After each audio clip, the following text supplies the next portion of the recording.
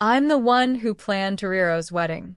She was my best friend since Form 2. That kind of friend who could walk into a room and suddenly you feel like everyone has forgotten you exist. She didn't do anything intentionally. It was just her presence. She had beauty that demanded attention, confidence that swallowed space, and a glow that clung to her skin like morning light. Her body was shaped like those Nigerian ladies from movies, slim waist, wide hips, everything sitting exactly where it should. When she walked, men forgot their wives. Women paused their conversations. Tariro didn't just enter a room. She owned ITSO when she told me she was marrying Tendai, a dark-skinned businessman from Harare whose money had the smell of old wealth. I hugged her, smiled, and congratulated her. I wanted to be happy. I tried to be happy, but something in my heart felt heavy, like a quiet voice trying to warn me. When she showed me her engagement ring, I noticed the burn mark. Dark, round. Too perfect, too healed, too strange. She laughed it off, saying, "Maybe mosquito bite," but her eyes told another story. Her voice trembled just slightly. Her smile was too quick, and she withdrew her hand like she was hiding something. That night, I didn't sleep. My mind kept replaying that mark. It looked like a symbol, something placed on purpose, something ancient. Weeks passed, and I became her everything: wedding planner, decorator, emotional support, the one fixing last-minute dramas. She wanted a wedding people would talk about for years. This wedding must be remembered, she repeated, so often it felt like a prophecy. Then the day arrived. Murehwa was breathtaking.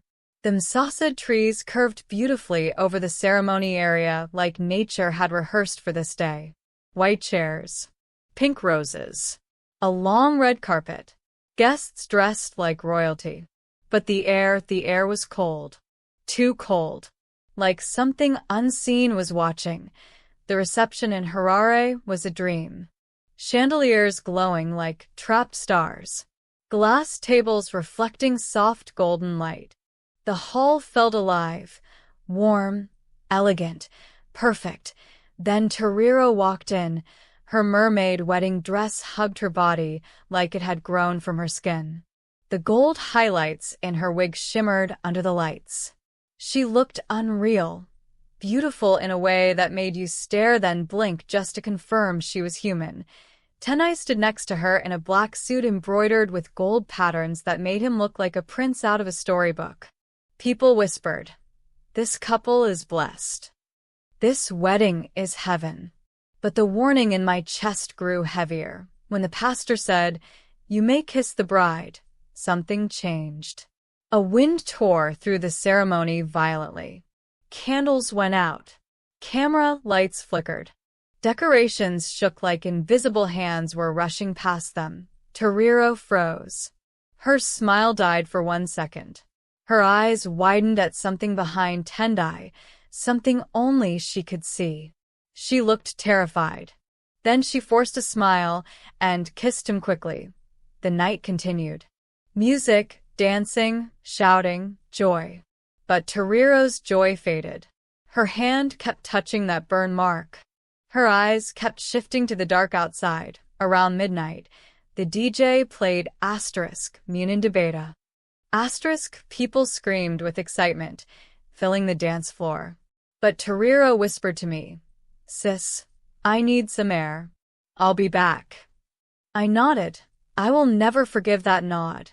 She walked into the garden. Minutes passed. 10. 15. Something inside me screamed. Not fear, instinct that I followed. The garden was silent. Thick silence. Breathless silence. And there, in the grass, her shoes. Placed neatly. Perfectly.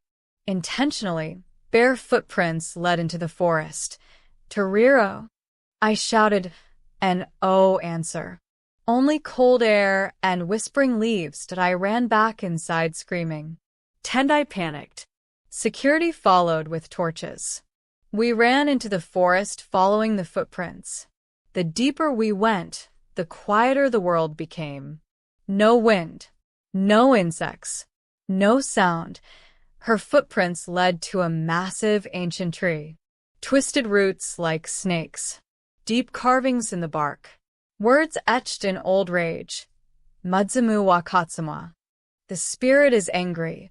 Her footprints ended there, not turning back, not continuing forward, just ending as if she stepped into the tree or disappeared into the air. Tendai broke down, sobbing violently. She wasn't supposed to look back, he screamed. She wasn't supposed to look back.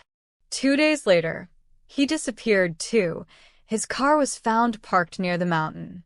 Empty. Quiet. Like he stepped out and vanished into the same darkness she did. Her grandmother in Murehwa wasn't surprised when I told her. She just sighed like someone who had been holding a truth for too long. We warned her, she said softly. That family carries a curse. She told me about the bride years ago, Tariro's great-aunt, who married into Tendai's family and died beneath the same ancient tree after a ritual went wrong and a spirit was angered. A curse was placed that day, and a woman from Tariro's bloodline must marry a man from Tendai's family. If she does, the forest claims her before sunrise. The only escape is to never look back, but Tariro did. She looked back at the thing following Tendai's bloodline, and it took her 2 years past. People say a glowing woman appears near the ancient tree at night, barefoot, wearing a white mermaid dress, veil floating even when the air is still. Some say she looks sad, some say she smiles, some say she whispers your name if you stare too long. Every wedding anniversary, a cold wind sweeps through Murehwa. Lights flicker. Dogs howl. People stay indoors. They say the bride walks again.